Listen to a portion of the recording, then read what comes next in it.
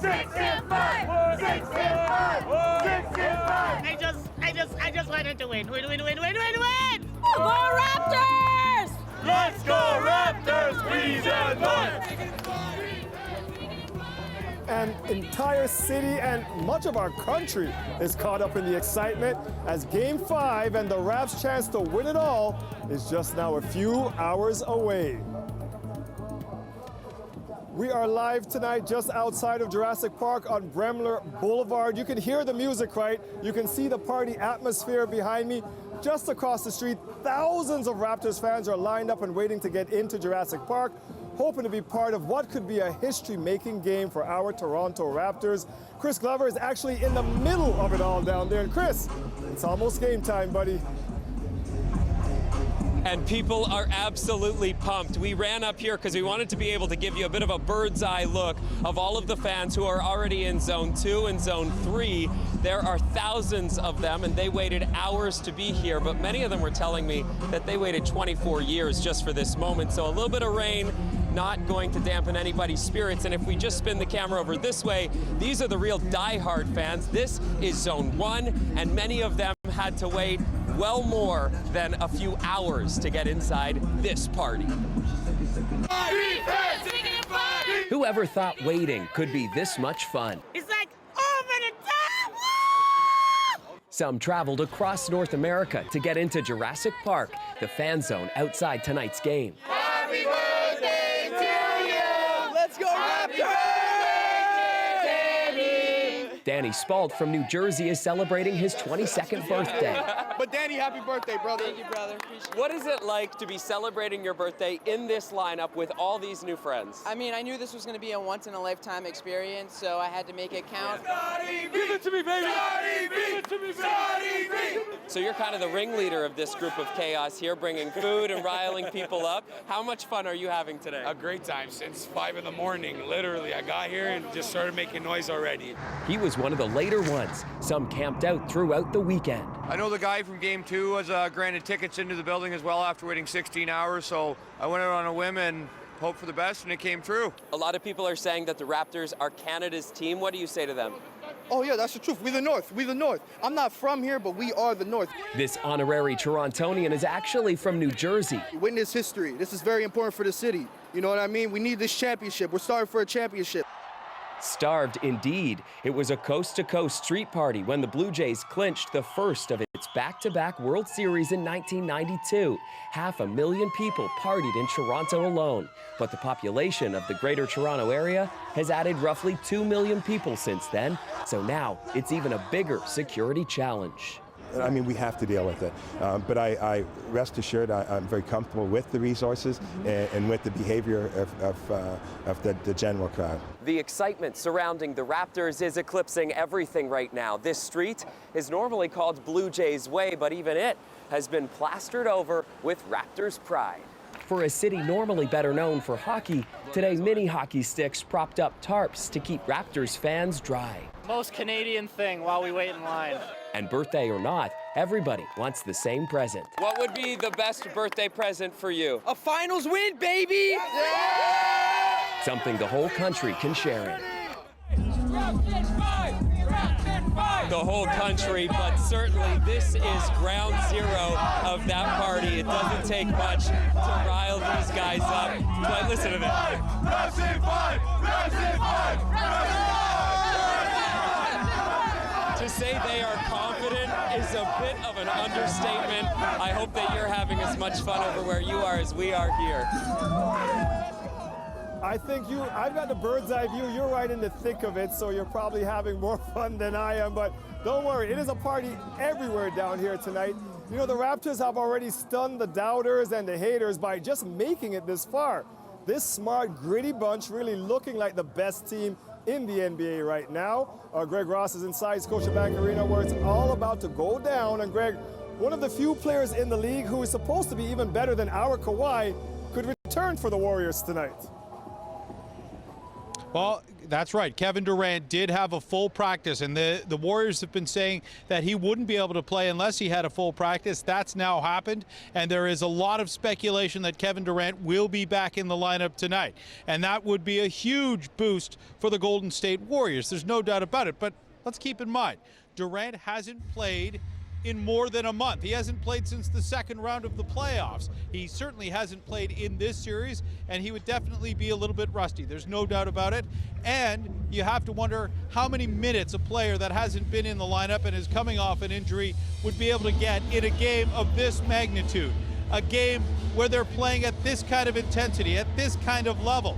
The Golden State Warriors coach Steve Kerr talked about it this morning. It's Kevin Durant, so if we have him out there, he'll be a threat. We know that. When you get people back and your team is whole, there's a better sense of identity, and so that's what we're hoping for. But no guarantees. We'll see. So, Greg, I mean, what does this mean for our Raptors? I'm sure Nick Nurse is prepared. Well, I have to think that the Golden State Warriors are going to be like a wounded animal in this game. They're going to be fighting for their lives. And when I say a wounded animal, I don't mean a kitten, I mean a lion. And they're going to be coming out here with everything they've got to try to get back into this series. Now, there's no doubt the Raptors have all the momentum after taking 2 games on the road in Oakland. But can the Raptors come back and finish it off? You know what they say, Dwight, the toughest win is always the 4th win in a best-of-7 series. And Golden State is also the 2-time defending NBA champions. This is their 5th straight year in these NBA Finals. We talk about the Kawhi factor and how calm that Toronto Raptors locker room has been, the influence he's had on his teammates. They all seem to be taking this with a very business-like approach. You saw them leaving the court after Game 4. They weren't celebrating. It was all business. Well, I think it's going to be all business for the Golden State Warriors as well tonight. They're also a team with lots of experience. They're also a team that has, that great attitude, that great drive to win a championship, and having Kevin Durant back in the lineup is only going to be a boost for this team, whether he plays 20 minutes or whether he plays 30 or 40 minutes tonight, Dwight. Yeah, a boost for a desperate team. You're absolutely right there. Thank you for that, Greg. Now, throughout these finals, the Raptors have gotten more media attention than usual, but yesterday, Kyle Lowry was faced with a question that left him momentarily speechless. It was from Arjun Ram of CBC Kids News. Take a look and listen. Mr. Lowry, yes. How does it feel to be an icon all over Canada to kids? I'm not that's a crazy question. I ain't never been asked that one. I don't know. I put it this way, man. I was once a kid. I was once in your shoes. And to be able to know kids one day will want to be like me, I hold myself to a super high standard. And I want kids and I want you to see a man that's, really professional, really about his business. But at the same time, he's still fun and loving at everything else. Davide, last crazy question right there, boy. You can't beat that question. You can't beat that question. You can try, but you can't beat that question. That was a good question. Good job, Arjun. Now, it feels like the entire city is descending on Jurassic Park. I don't know if you can see it over my shoulder here. Everyone hoping to witness history tonight. We could see huge crowds throughout these playoffs. We've seen these huge crowds. Now, Farah Morelli joins us live from Front and York. What's it like where you're at, Farah? Well, Dwight, I'm going to let you have a look at what it's like right now. If you were driving in and out of the downtown core, this is what you're contending with. Bumper-to-bumper traffic as far as you could see, pedestrians flowing in and out. It's been like this all day. As you've been hearing, fans have been pouring into the downtown core all morning, all afternoon, and there are still people arriving to come check out this game. If they're not going to Jurassic Park, they're going to a bar, they're going to a viewing party in and around this area, and that is why the city has decided to close huge swaths of the downtown core. Fans, as you've been hearing, are still arriving. And give you a snapshot of what those closures look like right now. Starting at 7 Bremner was shut down from Lakeshore Boulevard to York Street. York Street is also shut down between Lakeshore and Front. Bremner is closed, of course, between Simcoe and York Street, and all of these closures are in effect until 2 o'clock this morning. So for fans leaving the game tonight who usually take GO buses, they're going to have to make a big adjustment. What's happening there at Union Station tonight? Yeah, it's a huge adjustment, Dwight. As we've been talking about these road closures, you can see them behind me here. The Union Station bus terminal is going to be shut down as of halftime, and the reason why, buses can't get in and out of this area behind me because of the street closures. So what that means is that people are going to actually, if they need to get to a destination via GO bus, they have to go to 2 other locations. I had a chance to speak to a spokesperson with Metrolinx about that today. Customers who are traveling by bus usually go into the bus terminal. They will either have to connect up at Highway 407 or at Port Credit.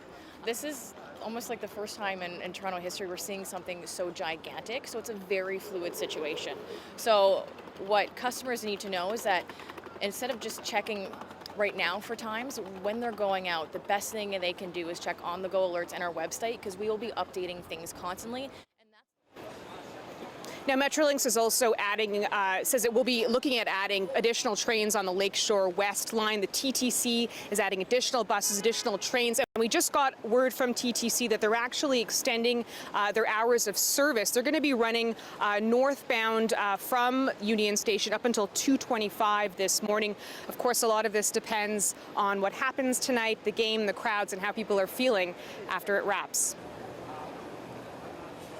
Yeah, all it takes is one person to ruin it, so I hope everybody has fun tonight safely. Let's get to Colette Kennedy next. And Colette, for the forecast tonight, you know, it's raining really badly out here right now. It actually feels like it picked up. But the only thing our Raptors care about tonight is raining buckets in that Yes. Scotiabank Arena. Yes, and lots of three-point buckets. Let's do this tonight. Yes, I know it just kind of intensified. I'm going to show you on the radar. Dwight's exactly right about that. It kind of has to get worse before it gets better, and it is going to be getting better shortly. So we're getting there. We should be dry by the end of the game, and in between we'll get a lot of improvement. So let me just go ahead and show you what the forecast looks like. Still some of these showers through 7 o'clock, 17 degrees as the temperature has been running on the cool side due to the rain. Those winds getting a little bit stronger a little later in the evening. By 9 p.m. though, mostly just drizzle that will be left here, and by 11 p.m. the clouds starting to break up, although still breezy, although down there at Jurassic Park a little bit protected, so those winds may not be so bad. 16 degrees as mentioned. Those winds will start to shift around towards the northwest as the cold front goes through. As it goes through, it takes this rain along with it, most of this out ahead of it. So this is, see, right in there. We get into this pocket of the yellows and oranges. That's some of the heavier precipitation riding through Jurassic Park, affecting Dwight right now. But that's going to be moving through in the next half hour. There'll be a bit of a let up, then one more batch of heavy stuff. Once that goes through, look behind here. Still some light showers or some drizzle, but it does get much better. So things will be drying out later on, and then we'll even carve a piece of clear skies through the overnight hours. Tonight's overnight low dropping down to 12 degrees. Sunshine tomorrow with a high of 21. Dwight? All right, thank you, Colette. You're welcome. Now, Kawhi Leonard has become an inspiration for young people in the city, not just for his skills on the court, but also for succeeding in the face of enormous tragedy. The superstar's father was murdered when he was just 16. Mary Ween spoke with 2 young women who draw inspiration from that strength. All right, shoot. I remember it like it was yesterday. She pulled me into the kitchen, both of us. She was sitting down at the kitchen table, and she said, "Your dad died." But I didn't know what to think of it because I didn't really have a relationship with him. We didn't know what face to put to it, and then she showed us his picture in their high school yearbook.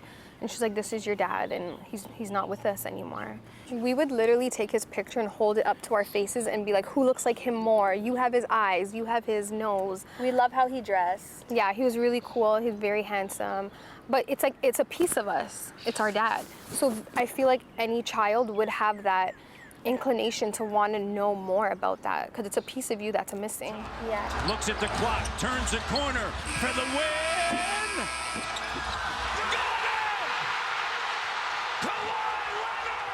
Kaylin, when you heard that he'd lost his father, Tell me about what went through your mind.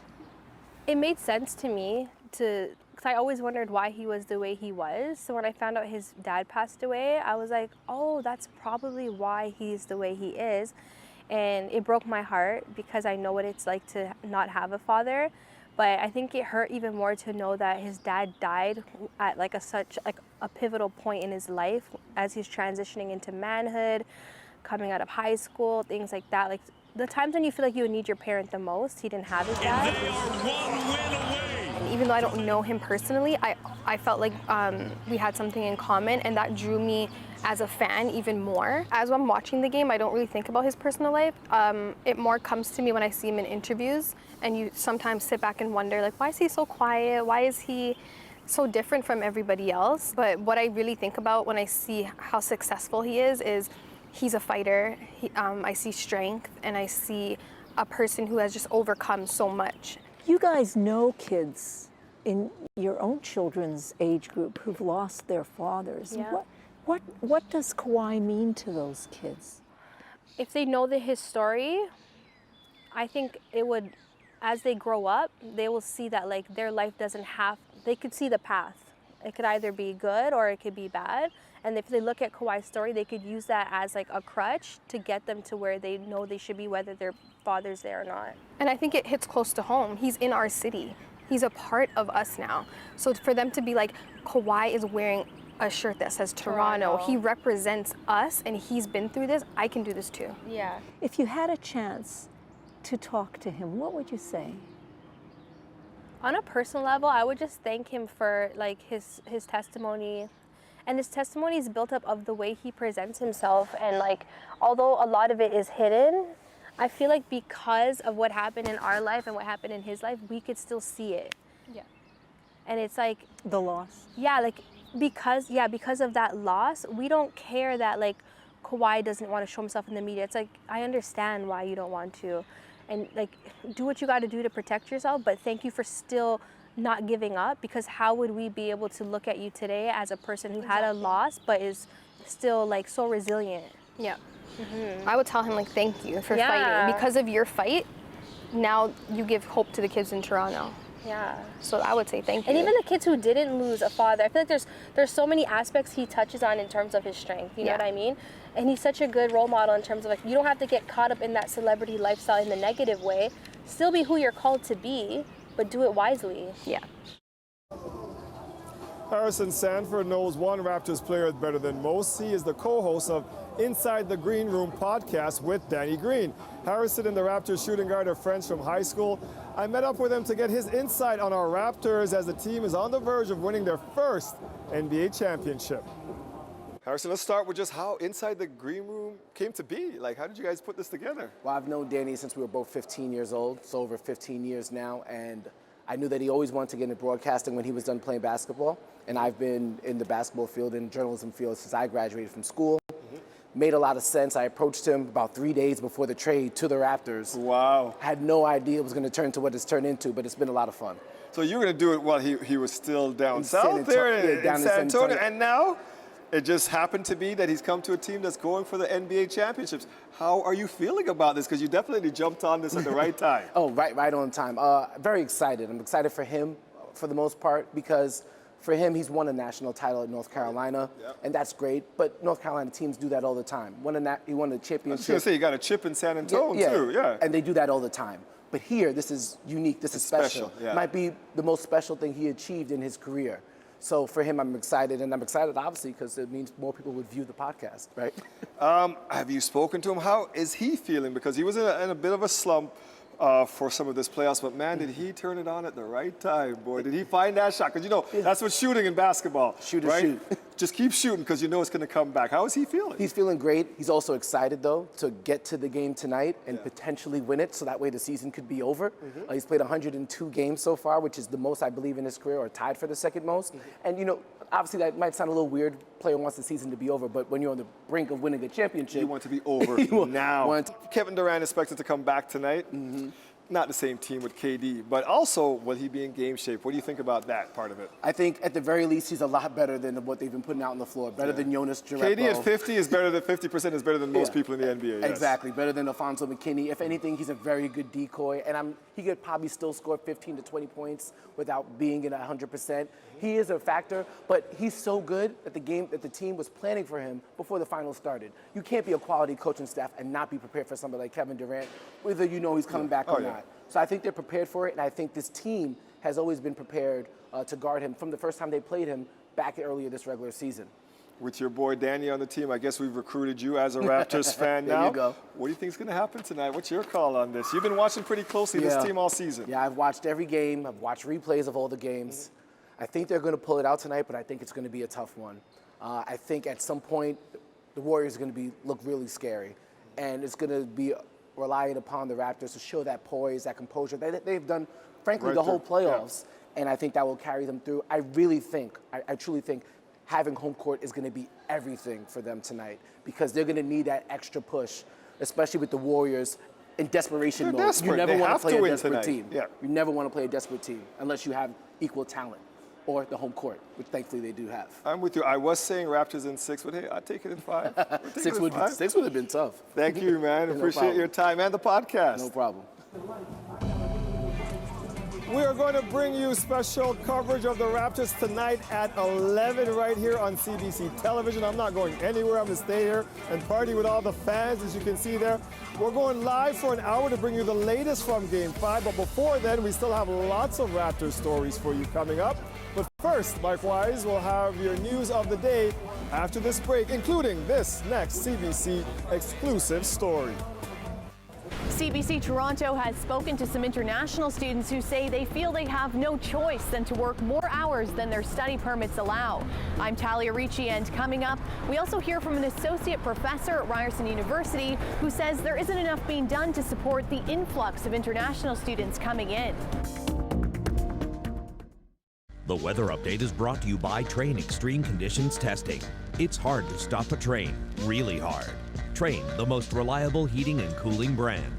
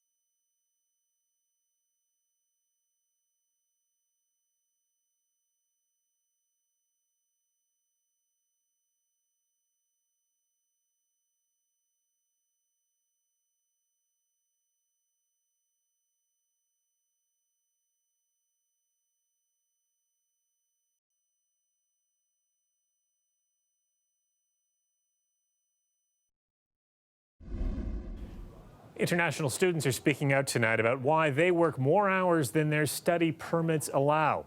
This comes after a foreign student was caught driving a truck and now faces deportation for working more than 20 hours a week.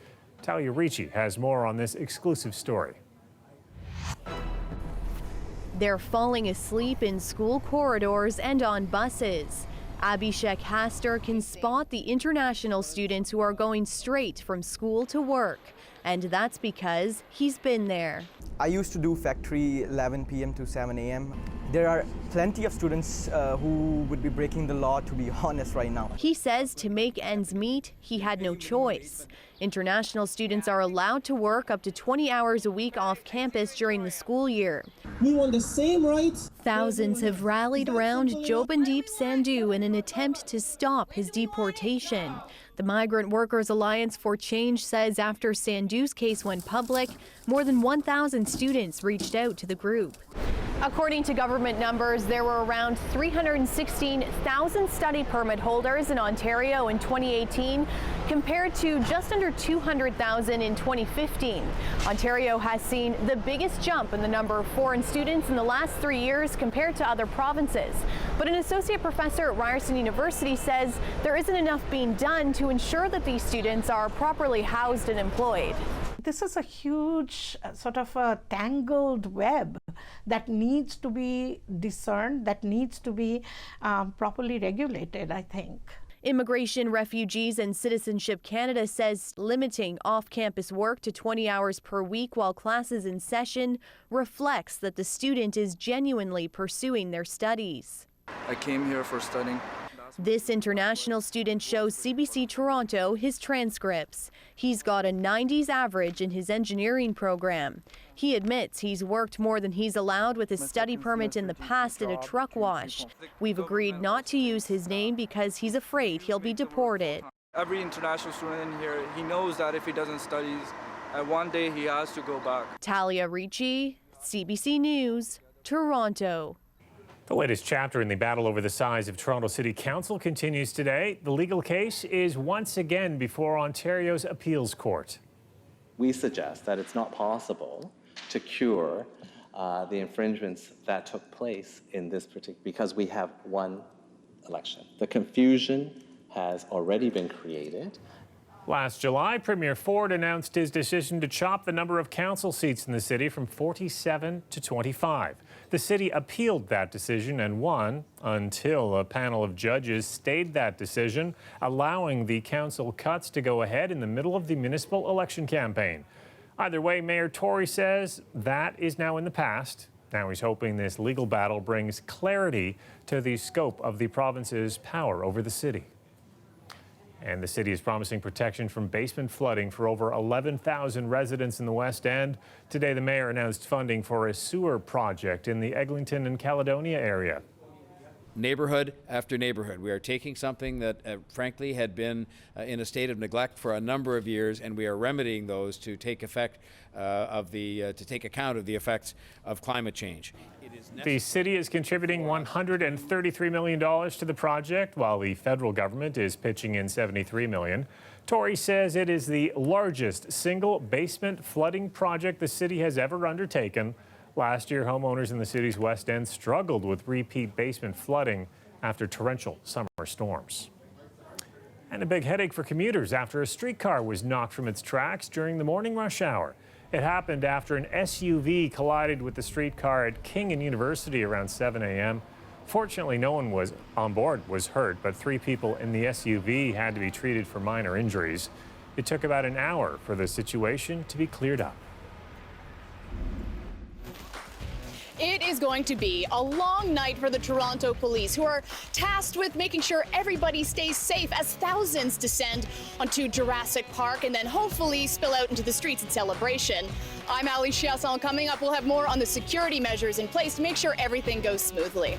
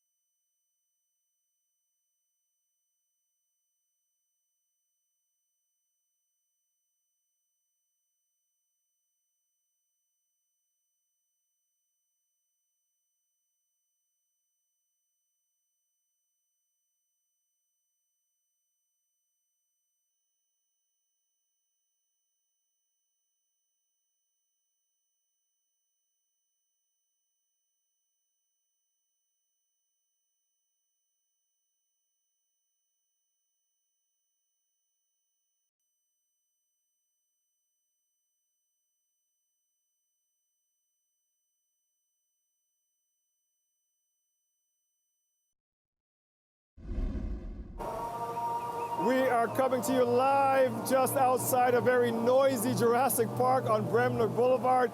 Thousands of Raptors fans are here, but there's only one super fan, and he's right beside me right now. Nav Badia, a pleasure to speak with you. Welcome back from Cali. You represented us so well down there. Let's start with that. When you were in there and we won that game 4, and you guys took over and sung Air Canada in their building? Well, we took over. We were 2,000 fans, and the amazing part was that these fans were from anywhere, from coast to coast. All over Canada. All over Canada, and they were from Vancouver to Prince Edward, you know. So it was amazing to see people from everywhere, all faiths, all religions. It was just, that was Canada there. And then we were there inside for 1 hour. You wouldn't leave. They were trying to kick you out, and you guys are there singing "Oh Canada," Oh doing Canada. this crowd. So, but it was all good. There was not a single disturbance or anything, and everybody, after enjoying, taking in the moment, they all left. I was at that first Raptors game 24 years ago. I think you were there too. You have built this on to become the super fan. When you walked up here today, the crowds here in Jurassic Park, it was like Danny Green was walking by. They were screaming for you. You were blowing kisses. How do you, as the super fan, who's been like the #1 supporter of this team, feel that you have a chance now to get a jacket with Superfan on it and also NBA champion on it? We are 1 game away, and that game, I believe, is tonight. Couple hours. I don't want to go back to Oakland because 2 reasons. Once, I cannot afford it, and secondly, I don't want to be in a position that gives a different narrative to the series. Yes. And that will give confidence to Golden State. So we got to do it tonight and get the opportunity done today. You're the 6th man. The crowd, we're the 6th man, right? Yes. We help this team. Something very important. After we get the halftime break, what is so important for the fans to do? They have to be on their seat. Get back to your seats. Get back to seat before. Stop buying hot dogs and beer and come and sit down and cheer this team. Hold everything you have to hold up, going to the washroom. Hold everything. Hold your hunger. Just be there. We got to get this thing done. We have the whole time after that to entertain ourselves, to eat everything, and we're gonna party afterwards. So let's get it done. All the people listening who are coming to the arena, make sure we don't leave our seat today. Okay, now this is it. We're gonna finish up with this. I know what your prediction for the night is already, but I've got to ask you anyway. Raptors win tonight. You and I are talking later this week about a Toronto championship. First one in the NBA for our city and Isn't our that crazy and amazing? That's your prediction. Raptors win tonight. Of course, we finish it tonight. Okay. We finish it tonight, and we start partying and celebrating, and be proud Canadians to bring this championship to Toronto, Canada. All right. Super fan, your fans, Raptor fans are waiting. He was up here blowing them kisses, folks. You just saw him. They love him, and they love you because you love our team. Thank you so much, man. And go Raptors, go. Yeah, man. Wrap it up tonight. Let's just do it. You and I have been talking about this for years. Happening. Exactly. And it's happening tonight. Thank you. Go Raptors, go again. Thank you, Nav. All right.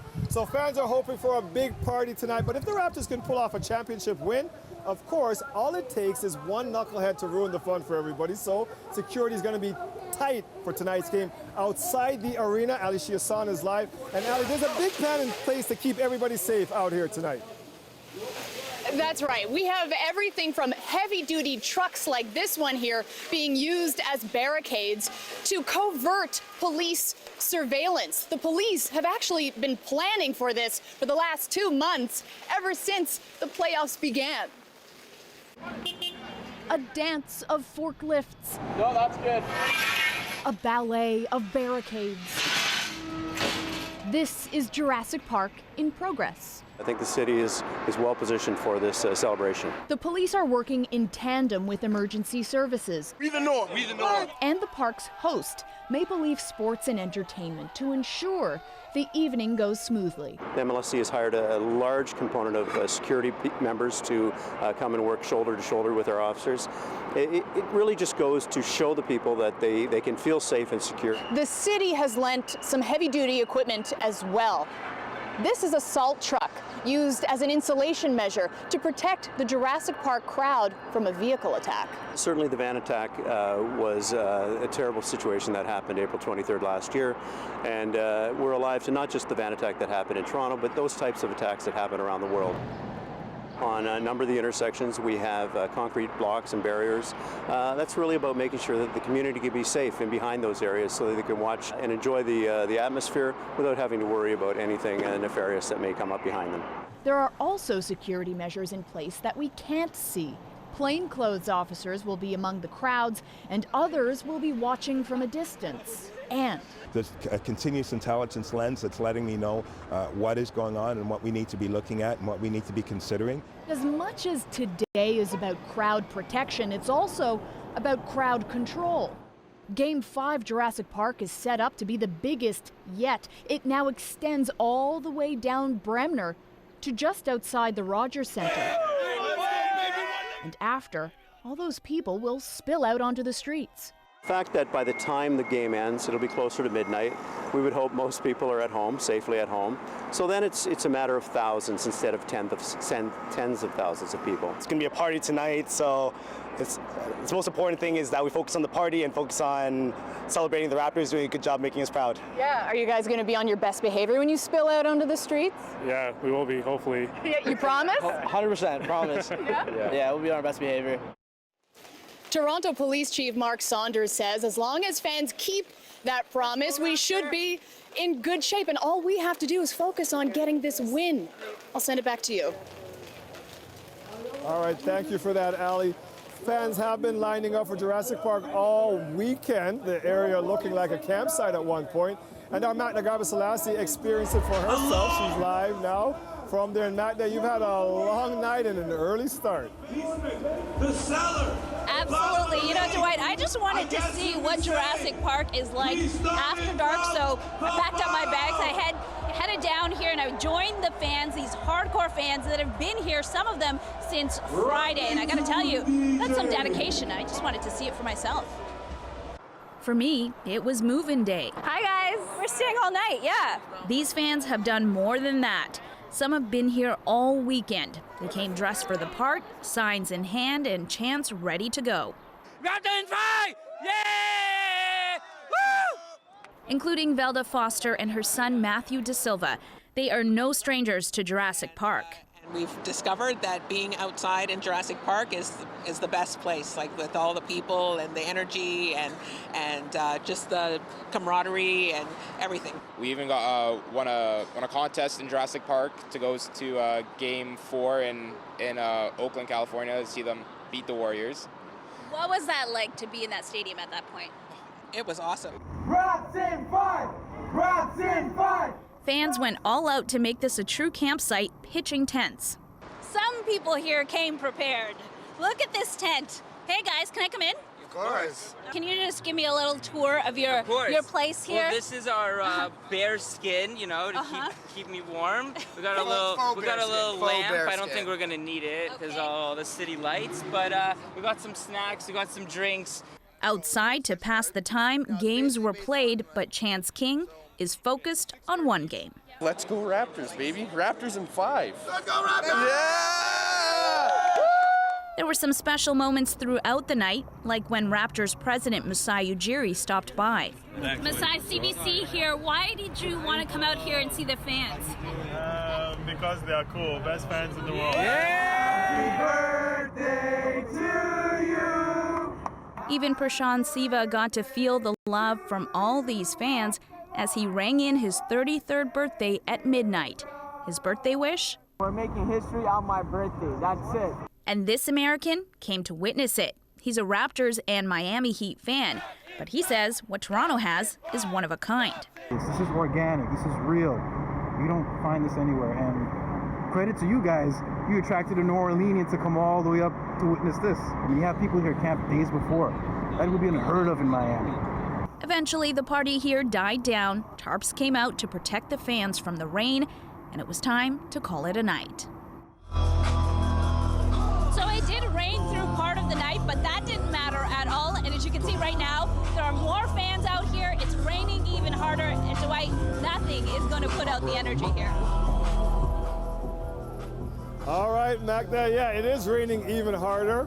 Colette Kennedy is a big Raptors fan, and Colette, we only want it to rain buckets. We don't want it to rain like this. But you know what? The fans aren't going home. Even as the rain gets heavier, the crowd is just getting bigger. Yeah, I absolutely love it, Dwight. Nothing's going to dampen these spirits, and we'll get into those raining buckets a little bit later. We do still have to deal with some of this heavier rain that's coming down, but it is moving out. It's pushing eastward, and things are going to be improving over the next hour or two. In fact, you're going to see some of that, a little bit of a break, and then the next pocket comes through, and then it gets much, much better.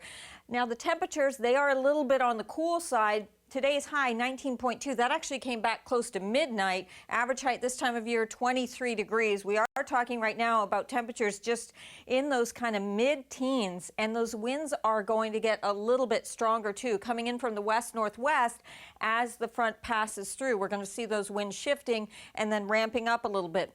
What's nice is that Jurassic Park is protected a little bit down there, so that will help. Some of the other areas where there's viewing parties too have a little bit of protection, but it's going to be a bit cool. At least it won't be as wet. Now, there's that heavy rain, the yellows and oranges here that have been going through. Little bit of a break right there, and then one more batch to come through. Won't be too bad. That'll move through, as I say, the next hour to 2 hours. A little bit of drizzle will hang in there, but really we're going to see that things improve even by mid-game, and then by the end it'll be over with. Not only that, we'll start to see the clouds breaking up as well. So that's the trend through the overnight hours tonight. Sets us up for a very nice day into Tuesday. And in fact, Wednesday's looking pretty good too. It's late Wednesday into Thursday. This next system will arrive and bring some showers back at us once again. But we'll have a nice dry period in between. Overnight tonight, a look at the overnight lows. There may be some celebrations. We'll see going on all night tomorrow afternoon. Yeah, 21 to 22 with mostly sunny skies. And just a quick look then at the 5-day forecast. Wednesday, that increase in cloudiness. Wednesday into Thursday, a little cooler with the rain showers. And then a chance, it looks like at this point into the weekend, of seeing some wet conditions, but not all the time. Looking good out there, Dwight. Thank you, Colette. Now, while fans are flooding Jurassic Park here in Toronto, fans across the country are gathering to watch the Raptors. We'll bring you to some of those viewing parties after the break.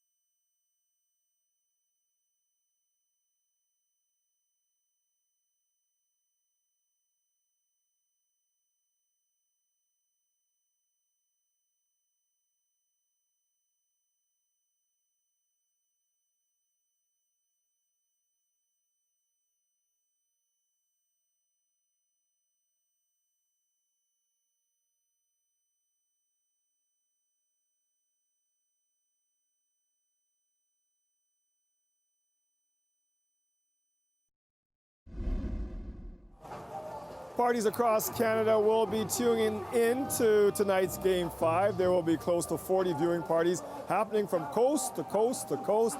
Ontario is well covered, as you can see there. From Ajax to Brampton, Innisfil to Orangeville, Thunder Bay to Windsor, and outside the province, there are parties in Abbotsford and Prince Rupert, BC, one in Regina and one out east in Halifax. And that is where we find our Brett Ruskin tonight. And Brett, I feel like folks out there usually root for the Celtics, but they're rooting for the Raptors tonight, right? They are definitely Raptors fans here, Dwight. And you can see they're already lining up here. Not that big of a lineup right now. The doors open in about an hour or so. But there are lots of Raptors jerseys in bars and restaurants all around the downtown core here. And I want to talk about this venue that is our Jurassic Park Halifax. Unlike the one in Toronto, we have a roof. Look at that. This is a convention center that opened late last year, and so this is really the first time it's being used. Usually this is where folks drive through to get to and from different parts of the city, but it is closed down. It is now Jurassic Park Halifax, and if it were raining here, like it is in Toronto, people would be covered. And so I spoke with the organizers of this event and the event throughout this series as to what it feels like in there in the middle of a game. A lot of people have approached us during these events and are like, this isn't Halifax, this is Toronto. Like this is, we're punching above our weight here by showing out like this. So it's been really exciting, and the energy that's been here is just incomparable. And so lots of fans that are expected to be here. 1,000 people is the capacity of the space inside. So while we may not have the same number of people here watching the game outside in our Jurassic Park, we do have better weather than Toronto.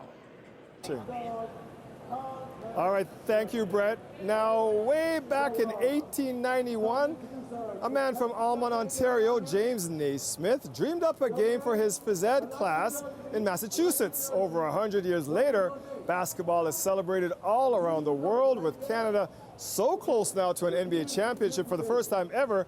The mayor of that small Ontario town is excited to bring a big win home. I think we probably started the fever. We're pretty excited to be sharing the story of James Naismith. We've always been very proud of the son of Almont, you could say. He was a student at the high school here. He grew up on a farm just outside of town, and it's always something we've held on our shoulders with almost like a badge of honor.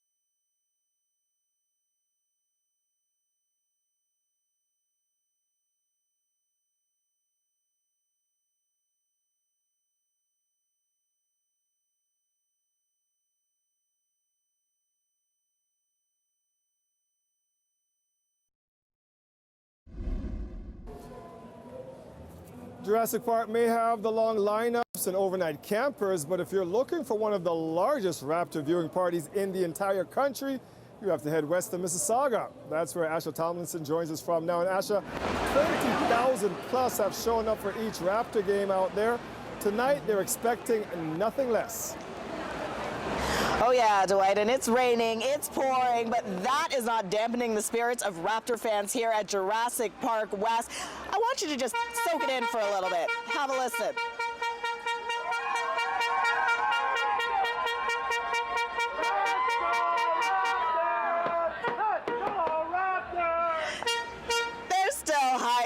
They're still excited about this Game 5, a potentially historic win for the Toronto Raptors. Now, there's a few hundred here right now, but it is expected to fill out this celebration square in Mississauga, Ontario. Expected as many as 20 to 30,000 fans, including these two gentlemen who are braving the elements. You've been here before, inside this square. What is it like, Jurassic Park West? It's an amazing atmosphere. I did not want to watch any game at home. I knew this was the place to be for a possible closeout game. So I think Mississauga has almost as good of a crowd as in Toronto. So almost as good a crowd as Toronto. I mean, those could be fighting words for Toronto, but it really is, you know, it seems alive and kicking. Is this your first time? Yeah, it's my first time here. First time here. But it was a closeout game, once in a lifetime opportunity for me, so I had to be. I've been here since 4:30, so I wanted to be. I wasn't gonna miss this. And you don't care about the rain, obviously. Definitely not. Definitely not. Raptors till we die. What do you think the Raptors have to do tonight to win? Honestly, if they continue the way they're playing, their defense continues the way it is, 100% we're winning. There's no doubt in my mind. Same thing, you know, just keep up the intensity, play confident, play poised, and just keep doing what we do. You know, we won some big games on the road when nobody expected us to be here, so, you know, and we're here. And really quickly, just tell me what it's like to be here with all these fans, diehards and bandwagoners alike, just all in solidarity, cheering on Canada's basketball team. Honestly, I feel like it's brought us closer together. I feel like all of Toronto, all of the GTA is like a family now, just because we have one common goal, and this is the NBA Finals, and we got to win this. That's all. Yeah, I actually don't really think it's much of a bandwagon if you're supporting your city, so it's good to see people in Nova Scotia, Windsor, having all these Jurassic Parks. It's a great event, it's a great atmosphere, and I love it. I love it. I love being here. So I'm sure you guys are saying Raps in 5. That's your prediction, huh? I said that from the beginning. Raps in 5. 100% Raps in 5. Thanks so much. And you know, we're going to see, we're just about an hour or so away, right, Dwight? The excitement, the energy is palpable. This could be a historic moment, as we know. Back to you.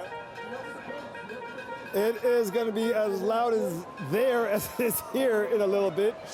Let's take another shot of Jurassic Park, where fans are piling in to watch the Raptors take on the Warriors. Look at that, folks. Game 5 of the NBA Finals, and possibly tonight could be a championship game for your Toronto Raptors. Stay with us. We'll be right back with more Raps coverage.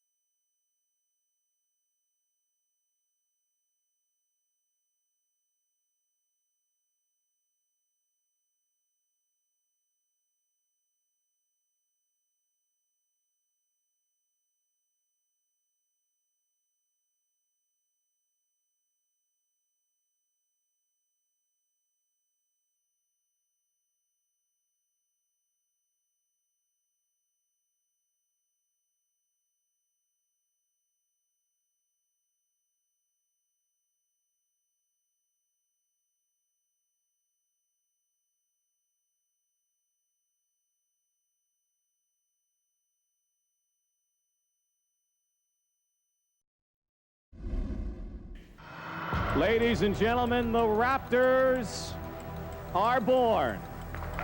And now, the starting lineup for your Toronto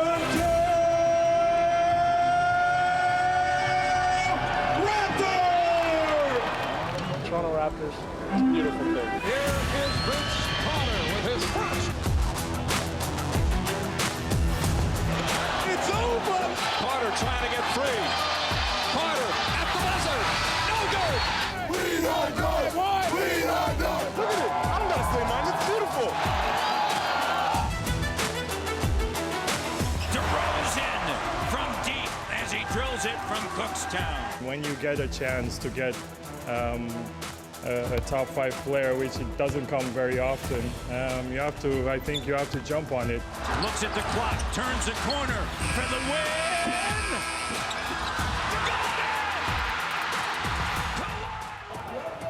Oh, the shot. I could watch it over and over and over again. That's it for our show tonight. We're bringing you a special 1-hour live show tonight at 11 right at this spot, watching the game with the fans. That's right here on CBC television. We'll see you tonight at 11.